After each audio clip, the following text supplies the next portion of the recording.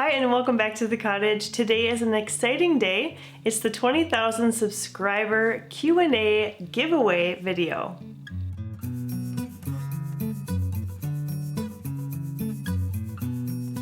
Last week I mentioned I was about 400 subscribers away from hitting that 20K mark, and I promised that once I hit that metric I would do a fun giveaway video. And that is what we're doing today. I'm pretty surprised that it happened as quickly as it did, but I'm so thankful and grateful to each and every one of you who has subscribed to this channel and continues to be positive and encouraging for the entire community here. So thank you so much. I did ask last week for questions that I could include in this question and answer style video, and I'm going to be answering those questions today. I'll be giving details about the giveaway and how to enter near the end of this video, and I will leave a timestamp for that for those of you who aren't as interested in the Q&A portion and want to skip ahead. But for the rest of us, I have the questions all queued up on my phone and ready to go. So the first question is, are you a natural born minimalist or a convert? If you've always tended towards minimalism, do you think it is more due to your personality, upbringing, or the culture you grew up in? I would say that I personally have always tended towards liking things to be simple and like straightforward, easy to recognize. I'm not like a spontaneous type of person. I like routine and order, and I like to know what's coming next. So I think I have always been this way. I didn't necessarily call myself a minimalist when I was a little kid, but I think my parents would agree that I pretty much never got in trouble for having a messy room or a room that was all out of order because I like to have it in order. So that is my natural tendency. I would say that it probably came about because I did grow up in a home that was very tidy. My mom was also the same way. I guess my dad was too, but my mom was the one that kept the house routine and clean and in order. She was a nurse by trade, and so I think that kind of came along with the job, and so I think I modeled it from her. The next question is, do you really feel that it is necessary for people to know that you use minimalism as a choice in life? And I would say that I don't go around town telling people, hey, I'm a minimalist or anything like that. We don't promote it that way. I do talk about it here on YouTube as a way to connect with people who are also looking for a simple lifestyle and they want to learn from someone who has, kind of been living that way. Now, there will be people who will ask me on occasion, how are you able to get so much done? Or how are you able to stay so organized? Or I wish I could, X, Y, and Z. And if that comes up in natural conversation, I will sometimes talk about minimalism and how it has benefited my life, and if I can be a benefit to them. So I guess that answers that question. All right, this one is a multi-part question, so I'm going to try to answer each of them pretty quickly. What are your top 3 favorite mom hacks? What is your typical morning routine? What are your 3 must-have items in your household, and any money-saving tips? I will leave the money question for a little later because there was another question related to that. In terms of top 3 mom hacks, I would say getting your kids on a routine when they're pretty young.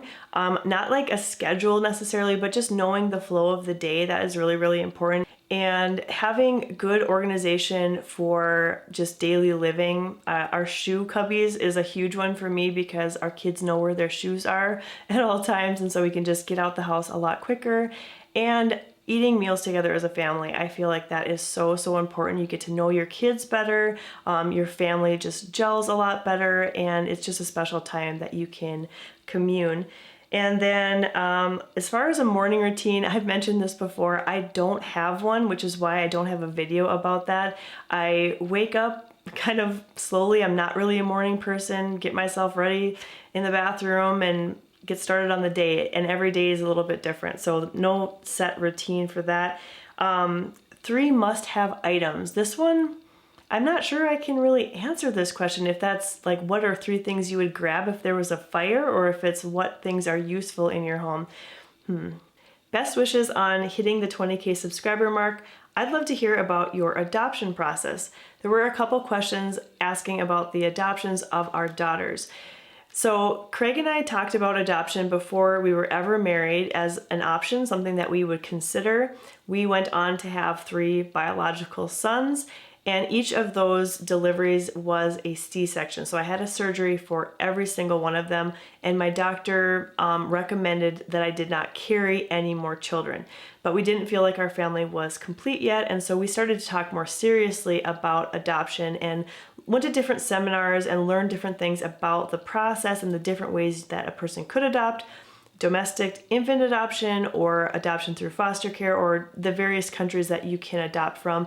And we felt called to adopt from China. We're Christians. We felt that God would open doors as they needed to be open and show us the way to go on this. And we feel like He really did provide, because our family is complete now, we feel, and it is just such a blessing to have each of these children in our lives. I don't know what other specifics you'd want to know, I guess, about their adoptions. I don't want to get into any like real details about like their privacy or anything like that. That's not what this channel is about. But just knowing that they were children who needed a family, and we were a family who felt that we could provide that for them. And now we're together and we are very happy. The next question is, have you ever had a friend or family member get on board with minimalism and then stop, saying it was just too hard to do? No. There have been people that are in my circle who have seen what my family does and started to do some similar things in their lives. Everyone that I know of who has started doing more simple living practices or like minimalism, they have enjoyed it. They have found great benefit in it, and they are thankful to have been exposed to it. So far I haven't had any negative experiences with people saying it's too difficult or that they regret going down that path. There were a couple of other questions related to this topic. The first was, how do I get my wife into minimalism? I think more like a minimalist, and she always justifies spending instead of saving. And the other is, were you and your husband both always desiring a simple life, and how did you get him interested in it? Okay, so this one is kind of the $1 million question, I guess you could say. It's one that gets asked quite often. And the tricky part of it is you can't force anyone to become a minimalist or to have that type of mindset. It is so very personal, and it needs to be a personal decision. That can be very frustrating for someone who is living in the same household as somebody who seems to be working against what they're doing. My personal experience is that my husband and I are both kind of similar in that we like things to be tidy and orderly, and we like to have routine. We like to know where things are. So there was no matter of getting each other involved. All I can say is just lead by example.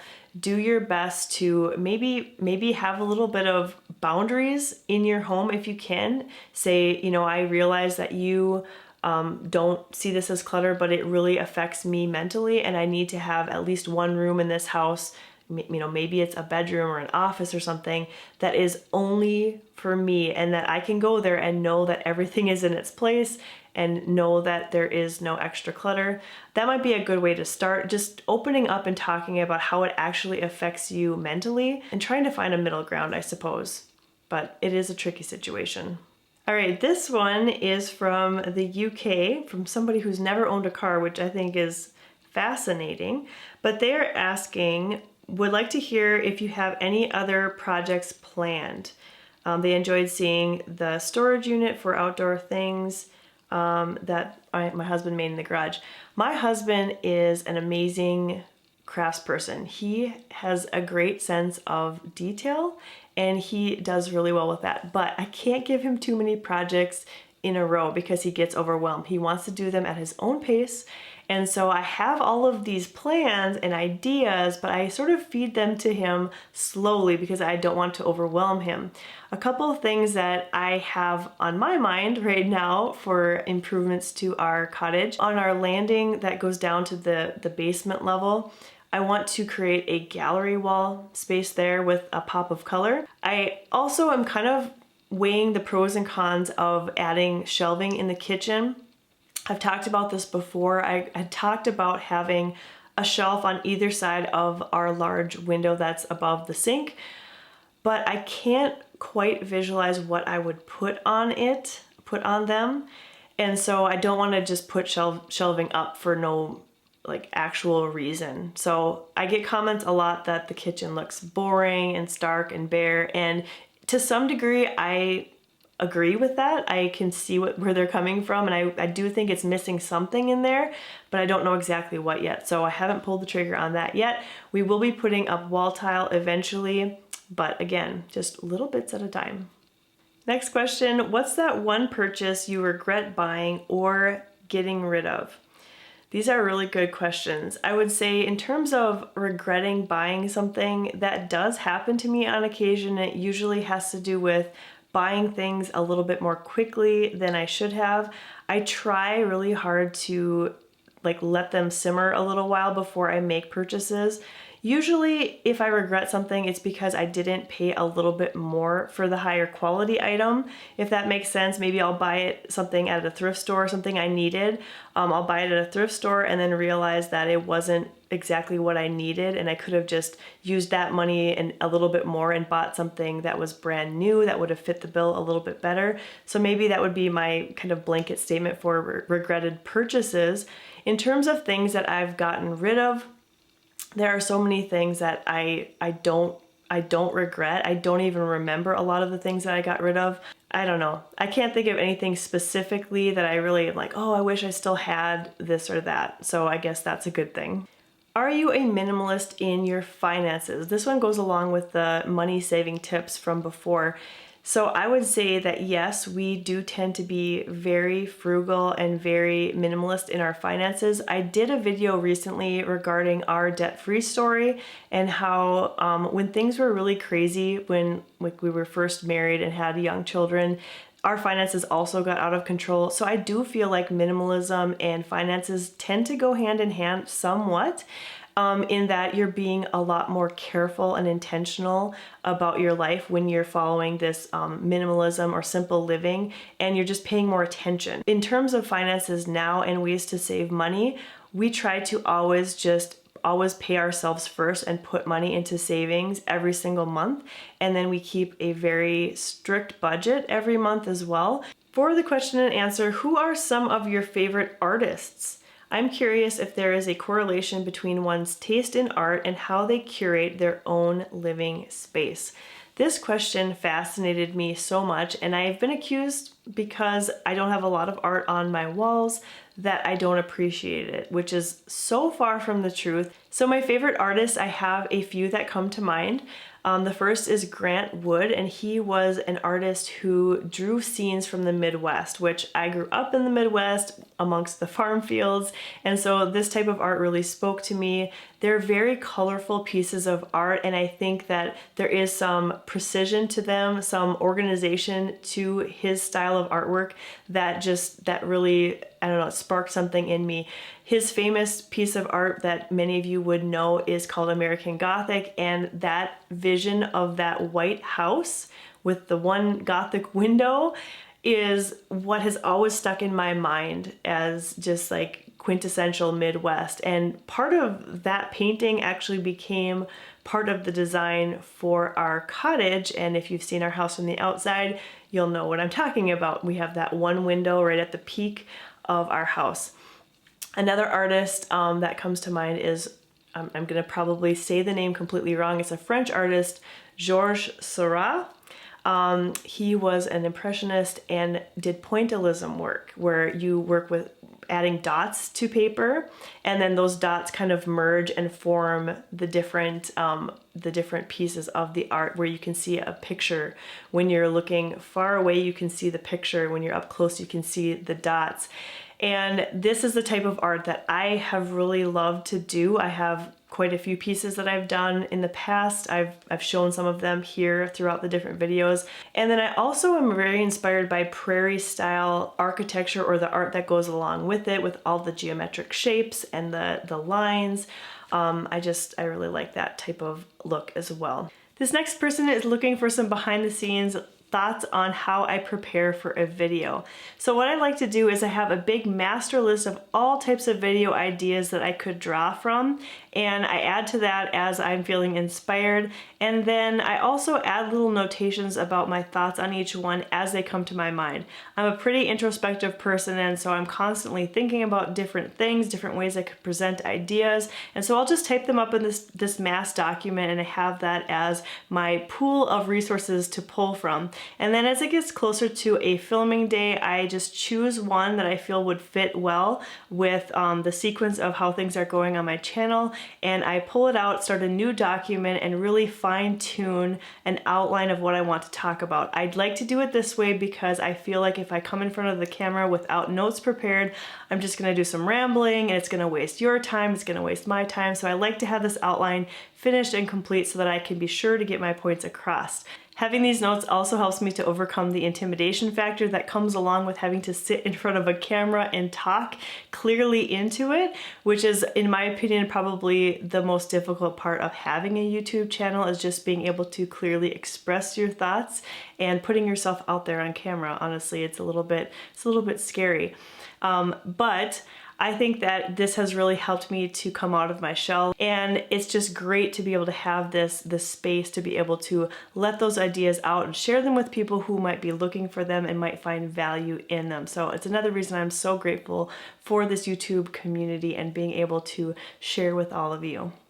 All right, and now for the details of the giveaway itself. I'll have all of the legal jargon down in the description box for you to check out, but first I want to mention that this is in no way affiliated with YouTube itself or the prize company. This is coming from my own personal money that I'm offering up as a prize, and I've not been given any services or any money to prepare this giveaway for you today.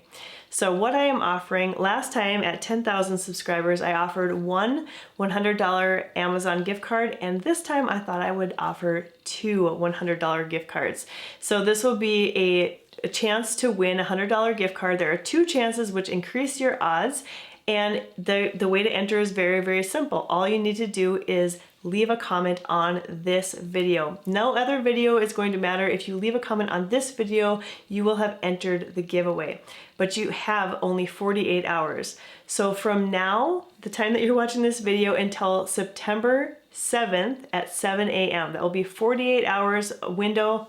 That is when the giveaway entries will close, and we will then take any names that were collected during that time and put them into a random generator to select two winners here. So $200 Amazon gift cards.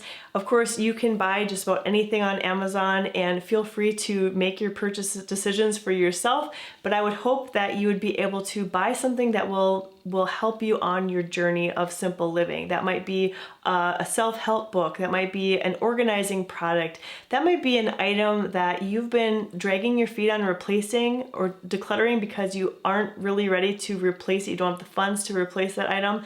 Go ahead and declutter it and replace it with something brand new that will work better for you.